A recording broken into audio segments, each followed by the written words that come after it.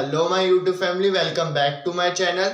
आज हम पढ़ेंगे प्रिंसिपल्स ऑफ मैनेजमेंट। हम कंटिन्यू में चल रहे थे, 14 प्रिंसिपल्स थे, बट अब हम 9th प्रिंसिपल्स तक पहुंचे हैं। अगर आपने पहली वीडियो नहीं देखी तो डिस्क्रिप्शन में लिंक है, जाके आप उसको पूरा देख लीजिए। अब हम आज बात करेंगे, हम फेयर्स के प्रिंसिपल्स ऑफ मैनेजमेंट पढ़ रहे थे। पढ़ते पढ़ते हम 9th तक आ गए थे। 9th को हम कंटिन्यू करते हैं, जिसमें है principle of order. Principle of order आप नाम से ही पता चल रहा होगा। प्रिंसिपल ऑर्डर का मतलब क्या होता है? In this principle order does not mean command. इस प्रिंसिपल में ऑर्डर का मतलब ये नहीं है कमांड, ऑर्डर का मतलब कमांड नहीं है, बट इसका मतलब क्या है? It refers to orderly arrangement of man and material that is a fixed place for everything. इसका मतलब है कि ऑर्डर का मतलब कोई कमांड नहीं है। ऑर्डर का मतलब है जितनी भी ऑर्गेनाइजेशन में चीजें हैं, चाहे वो मैन हो चाहे वो मटेरियल हो, उसकी एक फिक्स्ड जगह होनी चाहिए। इसका मतलब ये है, ऑर्डर का मतलब ये है। Fayol insist that there must be a fixed place to keep everything material and thing used in the organisation and fixed place और सीट और cabin for every employee of the organisation. इसका मतलब है, इसमें फ्यूल्स का मतलब है कि जितने भी ऑर्गेनाइजेशन में मटेरियल्स हैं या मैन है, उनकी एक फिक्स प्लेस होनी चाहिए। ऐसा नहीं है सारी चीजें क्या है इधर उधर है। अगर इधर उधर होंगी तो एट टाइम अगर उनकी जरूरत पड़ेगी तो आप क्या है, ढूंढने में ही समय क्या हो जाएगा, खराब हो जाएगा, वेस्टेज ऑफ टाइम हो जाएगा। इसलिए ये कहते हैं प्रिंसिपल ऑफ ऑर्डर, मतलब सारी चीजों को अपनी जगह पर रखो। नेक्स्ट आता है principle of equity. Principle of equity आप नाम से ही पता चल रहा है भाई, इक्वालिटी रखो। ऑर्गेनाइजेशन में क्या करो, इक्वालिटी रखो, मेल और फीमेल में कोई भी डिस्क्रिमिनेट नहीं करो। इसमें आता है equity refer to kind fair and just treatment of employees. Equity का मतलब क्या है? एक समान क्या करो, ट्रीटमेंट करो एम्प्लॉयज के साथ। फिर आता है आपका employees put their maximum efforts only when they are treated with kindness and justice. Employee अपना पूरा तभी देंगे, अपना पूरा योगदान तभी देंगे जब उनके साथ क्या होगा, इक्विटी से वहां पर बिहेव होगा, वहां पर इक्वालिटी रखी जाएगी उनके साथ, तभी वो अपना पूरा क्या है, योगदान देंगे काम में। नेक्स्ट आता है if a manager is based in dealing with employees, then employees will get dissatisfied and will not contribute to their maximum capacity। अगर जो मैनेजर है वो उनके साथ क्या करेगा, डिस्क्रिमिनेशन करेगा, नहीं ये मेल है, ये नहीं ये फीमेल है, ये छोटी जात का है, ये बड़ी जात का है, तो क्या होगा, जो भी एम्प्लॉयज होंगे वो अपने क्या है, पूरा योगदान नहीं दे पाएंगे। मतलब जो भी जितने भी एम्प्लॉयज है, चाहे कहीं से भी हैं, उनको क्या है, इक्वल ट्रीटमेंट मिले। ये कहता है कौन सा प्रिंसिपल? 10th प्रिंसिपल कहता है प्रिंसिपल ऑफ इक्विटी।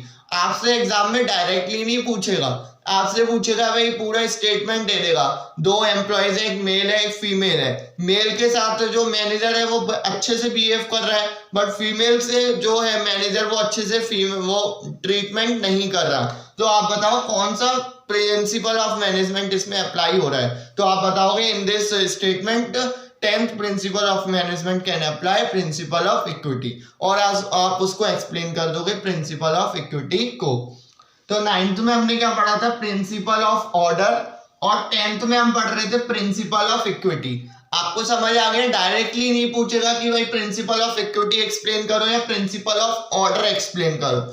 आपसे पूछेगा, एक स्टेटमेंट दे देगा और उसमें पूछेगा कौन सा प्रिंसिपल ऑफ मैनेजमेंट इसमें अप्लाई हो रहा है। तो आपको एक बार पढ़ना है स्टेटमेंट, 2 बार पढ़ना है, और तीसरी बार आपको खुद समझ आ जाएगा कि कौन सा प्रिंसिपल ऑफ मैनेजमेंट इसमें अप्लाई हो रहा है, अगर आपने ध्यान से वीडियो देखी है तो। फिर हम आते हैं next, stability of tenure of personal. इसमें क्या कहता है, इस वाले प्रिंसिपल ऑफ मैनेजमेंट में कहता है, पहले मैं आपको हिंदी में इजी से समझा दे रहा हूं, कि जो भी एम्प्लॉयज है उसको फ्रीक्वेंट ट्रांसफर ना दिया जाए। मतलब आज वो मुंबई में काम कर रहा है, 15 दिन बाद आपने उसको दिल्ली में शिफ्ट कर दिया, ऐसा ना हो। फ्रीक्वेंट ट्रांसफर ना हो, जल्दी जल्दी उसका ट्रांसफर ना हो, धीरे धीरे ट्रांसफर होगा तो वो आराम से काम कर पाएगा। भाई एक जगह जैसे तैसे वो सेटल हुआ था, फिर उसका ट्रांसफर हो गया, दूसरी जगह वो सेटल हुआ, फिर उसका ट्रांसफर हो गया, ऐसा ना हो। धीरे धीरे अगर उसका ट्रांसफर होगा, साल 2 साल में ट्रांसफर होगा, तो ऐसे क्या होगा, बढ़िया होगा।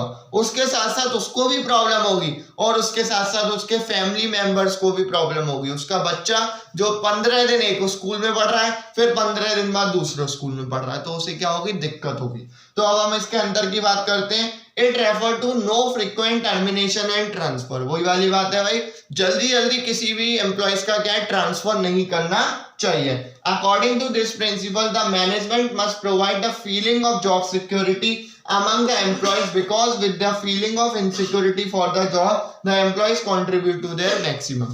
उनको क्या है, ये जॉब सिक्योरिटी देनी चाहिए भाई, आपकी जॉब सिक्योर है, आपको ज्यादा से ज्यादा फ्रीक्वेंट ट्रांसफर नहीं मिलेगा, तो जो एम्प्लॉयज है वो अपना क्या है, पूरा पूरा योगदान इसमें देगा जॉब के अंदर। अब हम शुरू करते हैं 13 प्रिंसिपल ऑफ मैनेजमेंट, जिसका नाम है इनिशिएटिव। इनिशिएटिव मतलब होता है ऑर्गेनाइजेशन में कुछ नया करें। Initiative refers to taking the first step with self motivation. Initiative का मतलब है फर्स्ट स्टेप क्या है आपका, सेल्फ मोटिवेशन, मतलब खुद को मोटिवेट करें। Fayol suggested that employees in the organisation must be given an opportunity to take some initiative in making and executive a plan. इसका मतलब है, फेयर कहते हैं भाई एम्प्लॉयज को भी क्या है, एक मौका दें। किसके लिए मौका दें? मौका दें किसके लिए, some initiative in making and executive a plan. Plan बनाने के लिए किसको मौका दें? एम्प्लॉयज को भी कभी कभार मौका दें कि भाई आप भी कोई प्लान बनाइए ऑर्गेनाइजेशन के लिए। It gives immense satisfaction to employees. इससे क्या होगा, अंदर से एक बढ़िया सा सेटिस्फिकेशन होगा किसको, एम्प्लॉयज को। भाई ये ऑर्गेनाइजेशन हम लोगों को भी कुछ काम देती है भाई। प्लान किसका काम होता है, बेसिकली टॉप लेवल मैनेजर का होता है, और वो किसको दे रही है, छोटे से एम्प्लॉयज को दे रही है, भाई आप भी क्या करो, प्लान करो। इससे क्या होगा, बहुत ज्यादा मोटिवेशन मिलेगा किसको, एम्प्लॉयज को। फिर आता है, so managers must welcome the suggestion and ideas of employees before framing the plan. और जब वो मैनेजर्स, टॉप लेवल मैनेजर्स जब प्लान बनाएंगे, उससे पहले क्या है, जो एम्प्लॉयज ने प्लान दिए हुए हैं उसको क्या कर सकते हैं, वो फ्रेम कर सकते हैं, उसको वो रीड कर सकते हैं। नेक्स्ट आता है एस्प्रेट डी क्रॉप्स। एस्प्रेट डी क्रॉप्स बताता है कि भाई सबको क्या है, टीम में वर्क करना चाहिए। अगर आप खुद करोगे तो कुछ भी नहीं कर पाओगे, अगर आप सबको लेके करोगे तो आप सब काम कर सकते हो। इसमें बताते हैं, फेयर क्या बताते हैं, management must encourage and promote team spirit, unity and harmony. जो मैनेजमेंट स्टडीज है वो बताती है कि भाई सबको क्या है, ग्रुप में रखते हुए ही आप क्या कर सकते हो, काम कर सकते हो। अगर आप खुद को करोगे तो आप कुछ भी नहीं कर सकते हो। This will bring coordination and cooperation in organisation. और इससे एस्प्रेट डी क्रॉप से जो ऑर्गेनाइजेशन के अंदर आता है, क्या आता है, कोऑर्डिनेशन आता है, मतलब सब एक साथ चले, और आता है कॉर्पोरेशन। और इसमें बताता है, manager should replace I with we. और जो मैनेजर है वो मैं को हटा के क्या करे, हम, कितने सारे हैं, हम सब वी को करें, आई को हटा के किसको करें, वी को यूज करें। This will give rise to mutual trust and belongingness among the members. इससे क्या होगा, जो एम्प्लॉयज है वो क्या होंगे, खुश होंगे कि भाई जो मैनेजर्स है वो हमारे बारे में भी सोचते हैं। अब एग्जाम में आपसे डायरेक्ट नहीं बोलेगा कि भैया 14th प्रिंसिपल, लास्ट प्रिंसिपल आप एक्सप्लेन करो एस्प्रेट डी क्रॉप्स, ऐसा नहीं बोलेगा। उसमें आपको स्टेटमेंट लिख के दे देगा, एक मैनेजर है जो कि क्या है, एम्प्लॉयज को भी बढ़ावा देता है, एम्प्लॉयज की बात को भी रखता है। तो बताइए कौन सा प्रिंसिपल ऑफ मैनेजमेंट आपका फॉलो हो रहा है। तो आप बताओगे एस्प्रेट डी क्रॉप्स आपका फॉलो हो रहा है, ये वाला प्रिंसिपल ऑफ मैनेजमेंट इसमें ऑर्गेनाइजेशन में फॉलो हो रहा है, और फिर आप उसको पूरा एक्सप्लेन कर दोगे। अब मैंने आपका 14 प्रिंसिपल्स ऑफ मैनेजमेंट खत्म कर चुका हूं। अब हम देखते हैं टेल्स के बारे में देखेंगे।